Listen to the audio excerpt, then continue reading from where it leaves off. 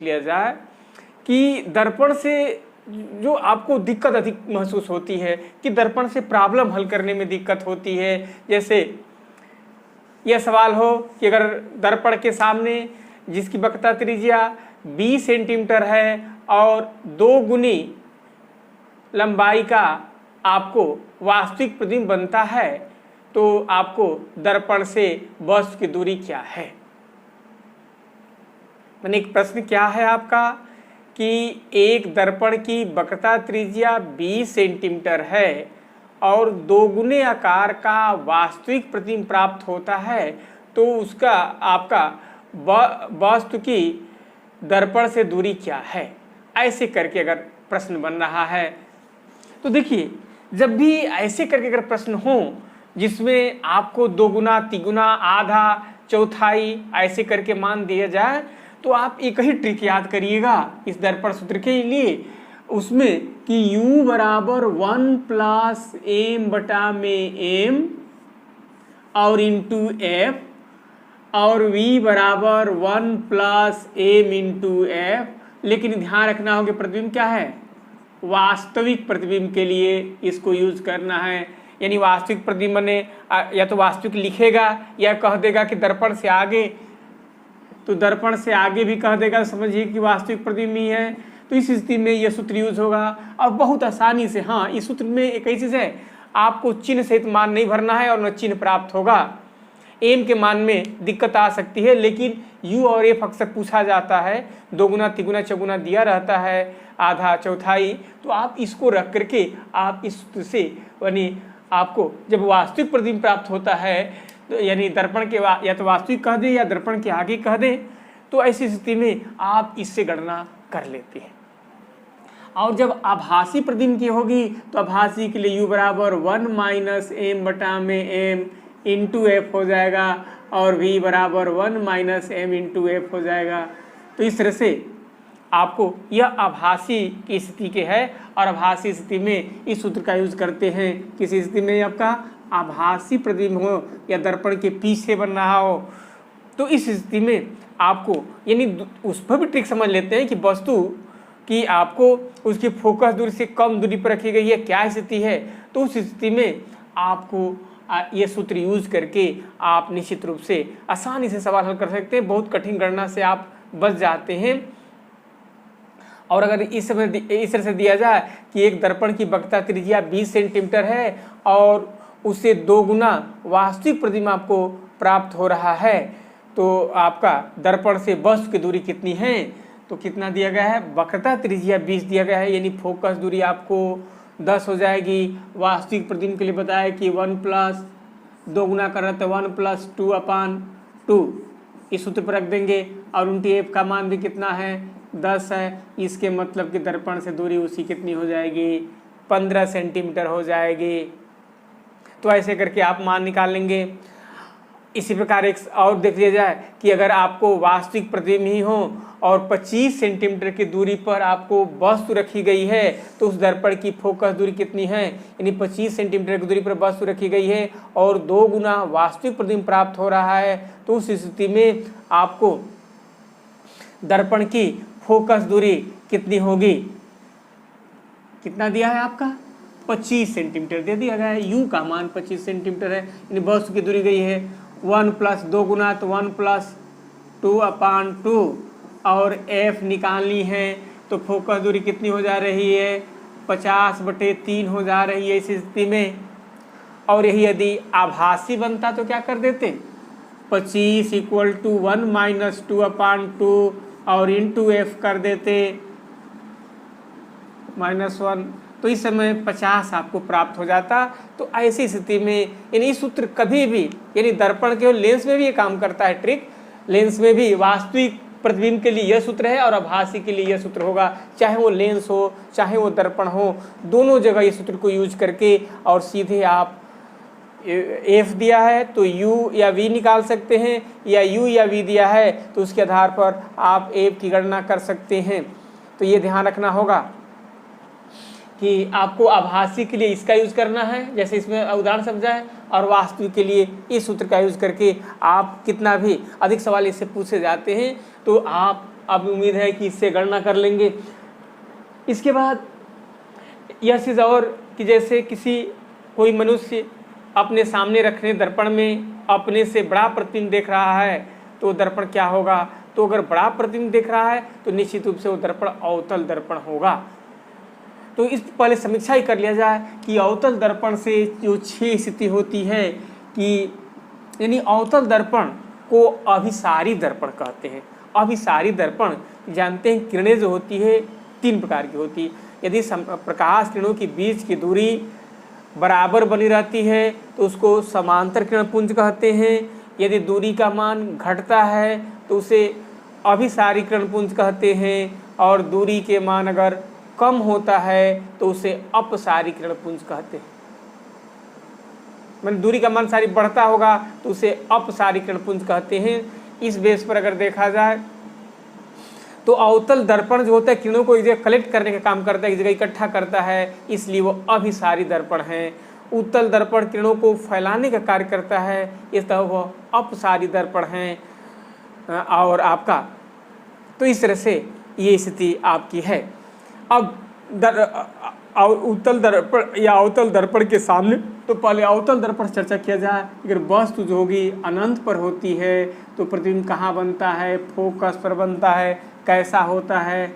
वास्तविक होता है। वास्तविक प्रतिबिंब हमेशा उल्टा होता है और बहुत छोटा होता है। इस चीज़ को याद रखना है कि बहुत छोटा होगा जब फोकस पर बनेगा। तो अब वस्तु नज़दीक आ रही है, फोकस और आर के बीच में आ रही है, तो यह फोकस और आपका ये भी अब फोकस ये देखिए अनंत और आर के बीच में ये है तो ये फोकस और आर के बीच में बनेगा। ये भी आपका वास्तविक होगा, उल्टा होगा और छोटा बताएंगे इस स्थिति में। अब अगर आर पर प्रतिबिंब बनता है तो वस्तु प्रतिबिंब उसका आर ही पर बनता है और इस स्थिति में ये वास्तविक, उल्टा और बराबर बनता है। इस प्रश्न पर बहुत आपको प्रश्न बनते हैं। जैसे ये कह दिया जाए कि एक वस्तु की फोकस दूरी 20 सेंटीमीटर है और 40 सेंटीमीटर दूरी पर अगर 12 सेंटीमीटर लंबी वस्तु रखी गई है तो उसके प्रतिबिंब की लंबाई भी कितना होगा? तो अब इसमें गणना नहीं करना। फोकस दूरी की दोगुना दूरी है यानी आर है। आप जानते हैं कि आर बराबर 2f होता है या a बराबर r/2 होता है। तो तुरंत अगर दोगुने दूरी पर वस्तु रखी गई है अवतल दर्पण के सामने तो प्रतिबिंब भी आपको उतनी ही दूरी पर बनेगा और आपका और उस वस्तु के बराबर भी बनेगा। इसलिए तुरंत क्या करेंगे? 12 सेंटीमीटर लंबाई है तो 12 सेंटीमीटर बता देंगे। अगर फोकस दूरी के दोगुने दूरी पर रखी भी गई है तो उतनी दूरी पर ही बता देंगे। तो जो भी विकल्प इसमें से है उसको आप तुरंत बता देंगे। इसके बाद अवतल दर्पण को एक से समझिएगा। इसको आपको इसके संयुग्मी फोकस होता है अवतल दर्पण में। संयुग्मी फोकस यही है कि जितनी दूरी पर वस्तु रखी जाती है उतनी दूरी पर आपको प्रतिबिंब प्राप्त होता है। तो ये घटना अवतल दर्पण में होती है या उत्तल लेंस में होता है जिसमें संयुग्मी फोकस कहते हैं। अवतल दर्पण का आवर्धन 1 से बड़ा भी हो सकता है, 1 से छोटा भी हो सकता है, 1 के बराबर भी हो सकता है। इस स्थिति में आवर्धन 1 के बराबर होगा। इस स्थिति में आवर्धन जो होगा आपको 1 से छोटा होगा और आगे चर्चा करेंगे तो आवर्धन 1 से बड़ा भी होगा। और एक चीज़ ध्यान रखना होगा, जब वास्तविक प्रतिबिंब बनते हैं तो वास्तविक प्रतिबिंब का आवर्धन जो होता है वो आपका ऋणात्मक होता है, हमेशा याद रखिएगा। और आभासी प्रतिबिंब का आवर्धन को धनात्मक मानते हैं। तो अब वस्तु कहाँ आ रही है? आर और एफ के बीच में आ जाएगी। तो ये आर और अनंत के बीच में बनेगा। ये भी वास्तविक होगा, उल्टा होगा और बड़ा बनेगा। अब वस्तु फोकस पर आ जाएगी तो प्रतिबिंब अनंत पर बनेगा, वास्तविक होगा, उल्टा होगा और बहुत बड़ा होगा। तो ये आपको क्या रहा? अवतल दर्पण से बने प्रतिबिंब की स्थिति के विषय में रहा। लेकिन एक स्थिति की और चर्चा है कि जब वस्तु दर्पण और फोकस के बीच में आ जाए तो अब प्रतिबिंब, ये सारे प्रतिबिंब कहाँ बनते हैं? दर्पण के आगे बनते हैं, दर्पण के आगे बनते हैं और इसलिए वास्तविक होते हैं। अब जब फोकस और ध्रुव के बीच में वस्तु आ जाती है तो प्रतिबिंब जो होता है अब पीछे बन जाता है और ये प्रतिबिंब आभासी, सीधा और वस्तु से बड़ा बनता है। इसलिए इसका आवर्धन आपका यानी आभासी प्रतिबिंब भी सीधा आपका बनता है, तो इसका आवर्धन 1 से ज़्यादा होता है इस स्थिति में। हाँ, इस स्थिति में आवर्धन जो होगा, ये तीन स्थितियों में आवर्धन 1 से ज़्यादा ही होगा, इसमें बराबर आवर्धन होगा, इसमें 1 से कम होगा। इसलिए आपको जहाँ तक आवर्धन का सूत्र होता है, आवर्धन के मतलब प्रतिबिंब की लंबाई बटा वस्तु की लंबाई, उसी के आधार पर देखते हैं कि प्रतिबिंब कितना गुना बड़ा बन रहा है। तो आवर्धन m बराबर माइनस v अपान u होता है, या h डैश अपान h होता है, जहाँ h डैश क्या है, प्रतिबिंब की लंबाई है, h क्या है, वस्तु की लंबाई है, v क्या है आपका प्रतिबिंब की दर्पण से दूरी है, u क्या होता है, ये तो ऑलरेडी जानते हैं कि वस्तु के दर्पण से दूरी होती है। यहाँ आप चिन्ह की भी चर्चा कर लिया जाए पहले दर्पणों के संबंध में। तो दर्पण का फार्मूला जो सामान्य फार्मूला है कि 1/a बराबर 1/v प्लस 1 में u होता है। अब आपको जो फोकस दूरी की बात होती है, तो जो उत्तल दर्पण होता है, उत्तल दर्पण के लिए f का मान आपको फोकस दूरी पॉजिटिव होगी, u का मान निगेटिव होगा और v का मान भी पॉजिटिव हो रहा है। केवल क्या निगेटिव होती है, u का मान, यानी ये निगेटिव रखते हैं चिन्ह, मतलब जिसका मान रखना होता है उसके साइन को ऐसे रखते हैं। तो फोकस दूरी का मान क्या होता है, धनात्मक होता है, u का मान ऋणात्मक होता है और v का मान भी धनात्मक होता है। किसके लिए? इसके बाद आपको उत्तल दर्पण में 2 स्थिति आ जाती है, अवतल दर्पण में 2 स्थिति आ जाती है। एक स्थिति आपका जब आपको वास्तविक प्रतिबिंब बनता है, वास्तविक प्रतिबिंब के लिए तो f का मान तो सदैव निगेटिव होगा और u का मान भी निगेटिव होगा, इसमें कोई आपको याद नहीं करना है। ये दोनों का मान अवतल की स्थिति में निगेटिव ही रखना है। अब रही वास्तविक प्रतिबिंब कहेगा तो v का मान भी ऋणात्मक होगा, तीनों ऋणात्मक हो जाएगा वास्तविक के लिए। वास्तविक माने आगे प्रतिबिंब अगर बन रहा है या वास्तविक प्रतिबिंब की चर्चा नाम दे दिया है, तो उस स्थिति में तीनों को ऋणात्मक रखेंगे। और आभासी की प्रतिबिंब की स्थिति बन रही है, तो आभासी की स्थिति में आपको तीनों को क्या करें, माने ये दोनों तो ऋणात्मक होगा, v का मान पॉजिटिव हो जाएगा। तो चिन्ह का ध्यान रखते हैं। इसमें अगर कभी कभी गणना करने की बात आ जाएगी तो जिस मान को गणना करना होता है उसको चिन्ह सहित रखते हैं, और जो मान प्राप्त होता है वो तो आ ही जाएगा और उसका मान आ जाएगा। आप जानते हैं कि अवतल दर्पण की फोकस दूरी ऋणात्मक होती है और उत्तल दर्पण की फोकस दूरी धनात्मक होती है। तो ऐसे करके अब तो इस तरह से ये था आपका। जहाँ तक प्रॉब्लम की बात है, अभी ट्रिक तो बताए हैं, एक चीज़ उसी से देख लें कि अगर 12 सेंटीमीटर अगर फोकस दूरी है और 4 सेंटीमीटर लंबी वस्तु का 1 सेंटीमीटर लंबा प्रतिबिंब प्राप्त हो रहा है, अवतल दर्पण है, तो उस स्थिति में आपको उसकी लिए उस वस्तु की दर्पण से दूरी बता दीजिए, यानी u का मान पूछ दे रहा है। आवर्धन जब हमेशा कम बनेगा, यानी 1 सेंटीमीटर बन रहा है प्रतिबिंब, वस्तु लंबी है, तो आवर्धन 1/4 प्राप्त हो रहा है, तो हमेशा वास्तविक बना। इसलिए सूत्र क्या लागू हो जाएगा, आप जो बताए थे ट्रिक, 1 + m/m × f, u का मान पूछा है 1/4 धन 1 बटा में 1/4, f का मान आपको 12 दिया है, 12 पर 60 सेंटीमीटर प्राप्त हो रहा है। तो ऐसे करके ये गणना कर लेंगे। तो हमें उम्मीद है कि ऐसे सवाल अब आपसे मिस नहीं होगी। ऐसे से बस एक ही ट्रिक है कि u बराबर 1 + m/m × f और v बराबर 1 + m ब्रैकेट में और × f। क्या दिया है, क्या पूछ रहा है, इस पर रख देते। हाँ, आभासी का होगा तो माइनस कर देंगे 1 - m/m u के लिए और v के लिए 1 - m/m। तो ये सारे सवाल इसी पर आपको इस पर चैप्टर के जो न्यूमेरिकल प्रॉब्लम होते हैं इस पर हल हो जाते हैं। एक और देखें कि अवतल दर्पण में आपको अवतल दर्पण जो गाड़ी के हेडलाइट में लगा हुआ है, 4 मिलीमीटर लंबे उस फिलामेंट का प्रतिबिंब 40 सेंटीमीटर बड़ा बना रहा है और 5 मीटर की दूरी पर बना रहा है, तो उस दर्पण की फोकस दूरी कितनी है? अब देखिए 4 mm में दिया है और 40 सेंटीमीटर में है, ठीक है ना। 4 mm है और 40 सेंटीमीटर है।